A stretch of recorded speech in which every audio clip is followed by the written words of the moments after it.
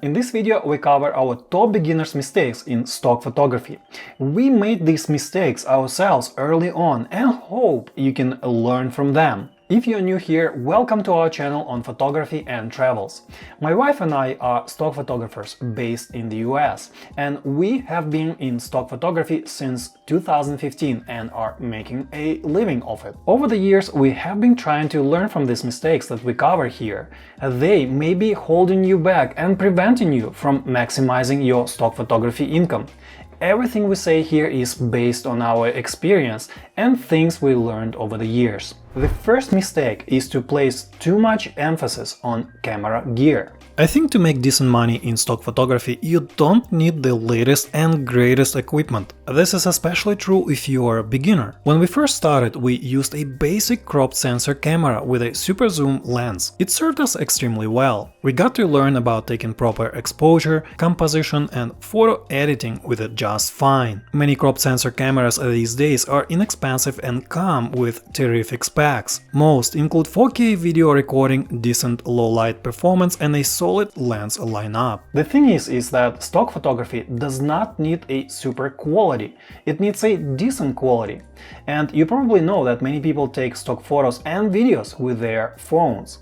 Many camera manufacturers such as Nikon or Sony offer some good cameras at affordable prices. But I'm not saying that gear doesn't matter. It does. It's just that at the beginning it's less important. For instance, after a few years we outgrew our crop sensor camera. The low light performance was okay, but not the greatest. It also did not record 4K footage, and we wanted to have higher quality lenses. So in our case we did not jump into buying expensive gear right away. We eased into it, so to speak, by gradually outgrowing what we had. So yes, at some point buying a full-frame camera with a better lens lineup makes sense. Just maybe not at the very beginning. The second mistake that we made at the beginning was uploading stock content that did not stand out. If you're uploading generic photos of flowers and landscapes, they will likely get lost in the sea of stock photography. If your images do not feature a unique place or angle, don't expect to earn much from them. With time, we shifted to taking photos that are not easy to replicate. Maybe it's a unique place, city, or some undercovered theme. For instance, we noticed that photos of modern real estate scenes are in great demand, so we doubled down on that. Also, if you have a pet, you can take photos with unique angles of it. For instance, we taught our cat to do all sorts of tricks. These stock photos and videos are in great demand to this day. So try to upload content that steers clear of saturated and overcrowded topics.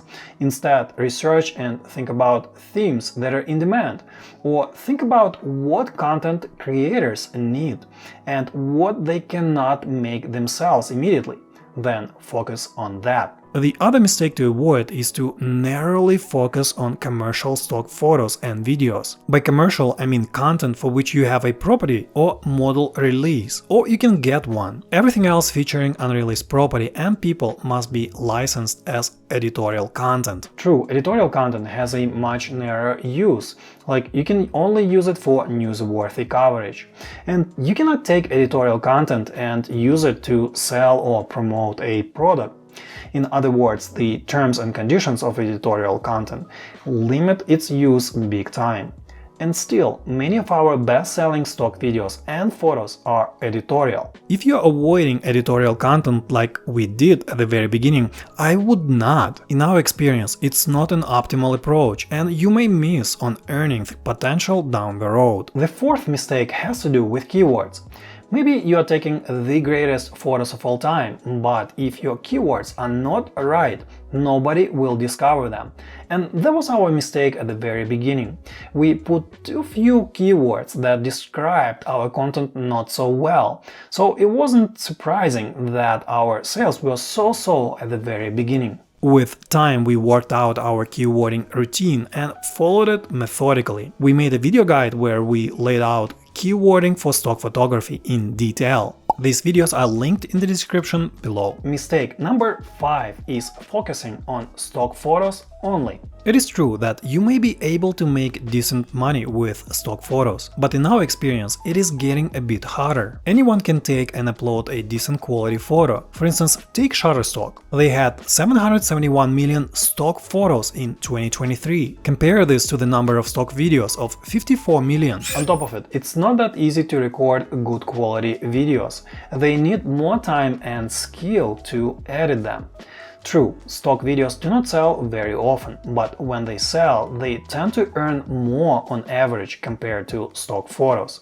And in our experience, more recently, stock videos have been earning more income for us compared to stock photos. Most cameras can record 4K footage. If your camera does not, maybe it's worth upgrading. 4K footage is in great demand these days. Also, think about adding time lapses to your toolkit. They're a bit harder to make, but they're also our best sellers hands down. There are many photographers selling photos and videos, but there are much fewer of them producing time lapses. This could be a differentiating factor for a beginner too. The sixth mistake to avoid is to have too few stock photos or videos. Stock photography is a numbers game and portfolio size matters.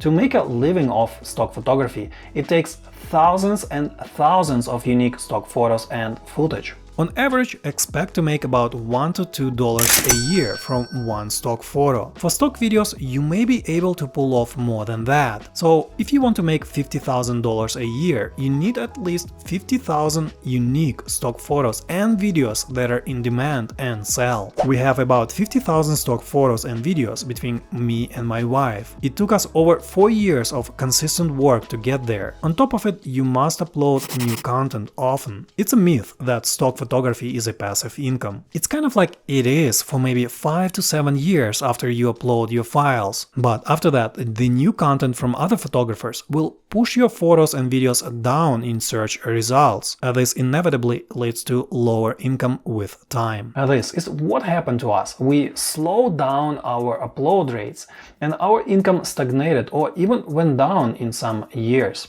Of course, there could be other factors at play, such as reductions in payouts to contributors. But still, consistent uploading and increasing your portfolio size matters a lot. The seventh mistake to avoid is a sloppy and inefficient stock photography workflow.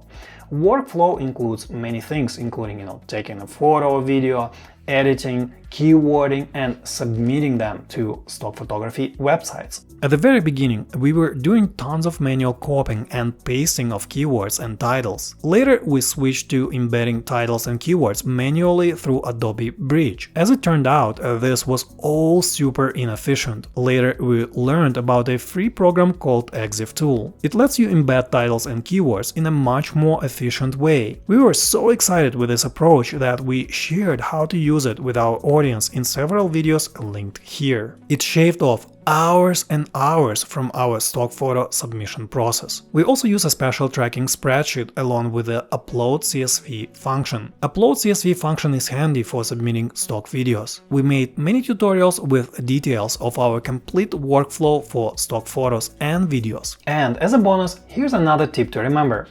Remember how I said that latest and greatest gear does not matter at the very beginning? Well, as time goes by, it may be worth looking at a few things to expand your opportunity set in stock photography. Here I have two things in mind. The first one is gimbal. Gimbal lets you stabilize cameras to record smooth and professional footage. We bought our gimbal after about 2 years into stock photography, and I cannot tell you how much it helped us. We have created many stock videos that would have been impossible otherwise. The gimbal we use and recommend is DJI Ronin. I included a link to our review and the product page on Amazon if you'd like to check it out. The second gear I have in mind is a drone alone, drone photos and footage provide a unique angle. With it, your content will stand out and has a better chance to sell in a crowded stock photography space. To sell drone photos and footage in the US, you must have a commercial remote pilot license called Part 107. I made many tutorials and beginner's guides on how to pass the FAA Part 107 exam on a budget linked here. I think getting into drone photography is not a must at the beginning, but definitely down the road it may be worth looking into. And that is it for this video. I hope you learned something new today. Please give it a like and subscribe to our channel for more useful content on photography in the future. All the best!